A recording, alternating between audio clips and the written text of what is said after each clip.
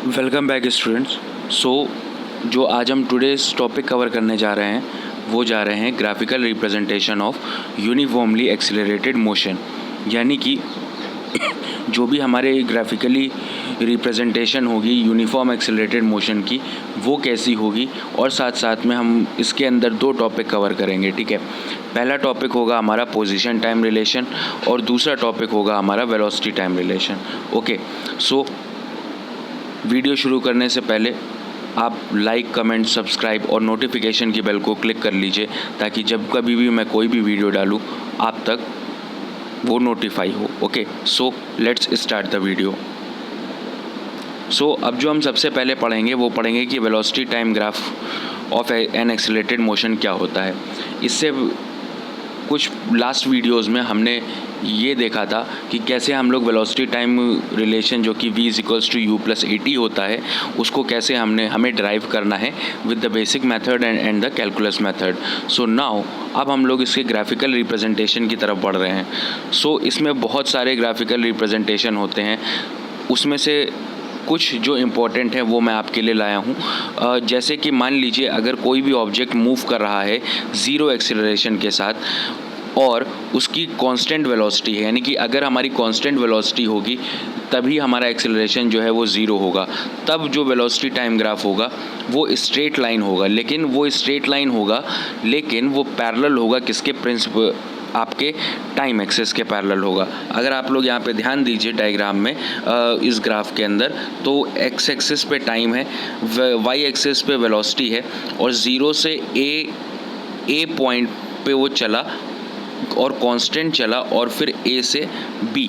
Okay, सो जो A B है वो हमारी क्या है, स्ट्रेट लाइन रिप्रेजेंट करती है और यही हमारा वेलोसिटी टाइम ग्राफ होता है अगर कांस्टेंट वेलोसिटी और एक्सेलरेशन ज़ीरो है।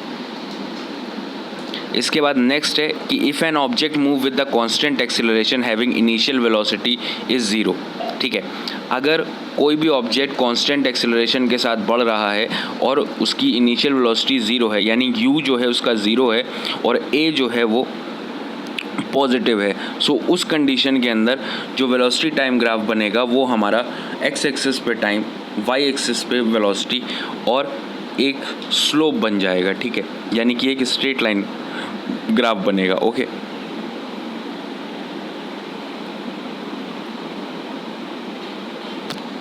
इसके बाद नेक्स्ट जो हमारा है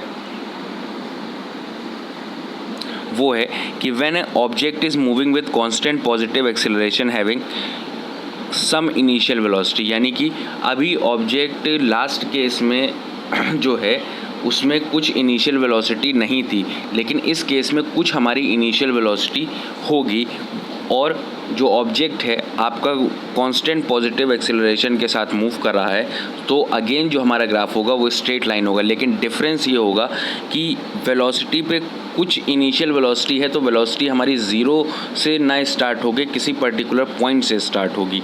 ओके,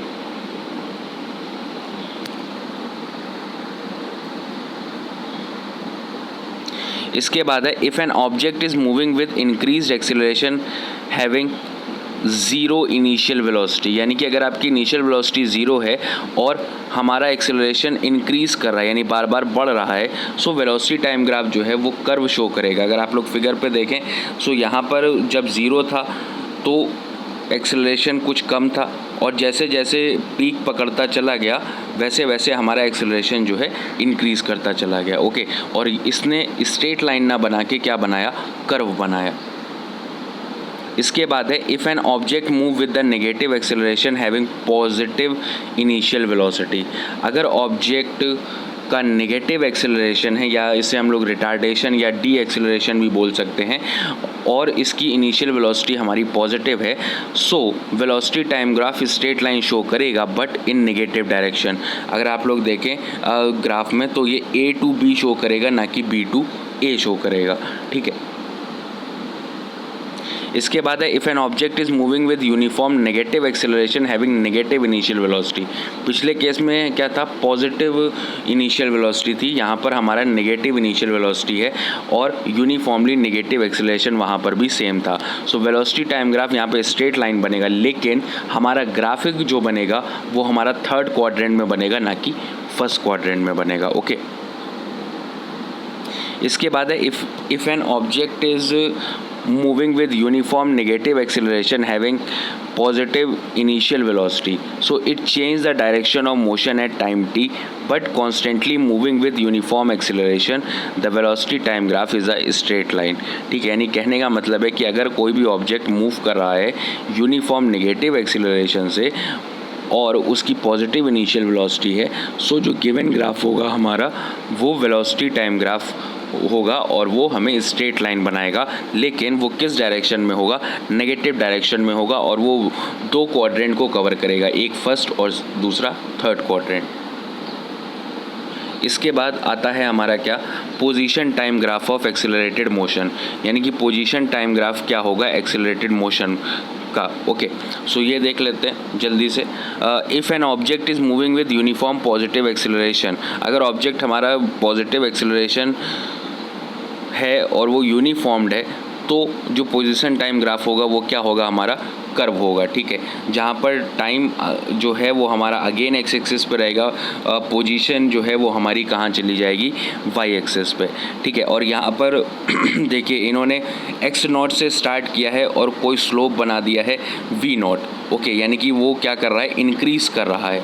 ओके, इंक्रीज़ करने पे हमारा क्या है, कर्व बनता है। ओके, और इन्होंने यहाँ पर पर्टिकुलर dx/dt कोई एक छोटा सा टाइम इंटरवल पे स्मॉल डिस्प्लेसमेंट निकालने का ट्राई किया है। ओके,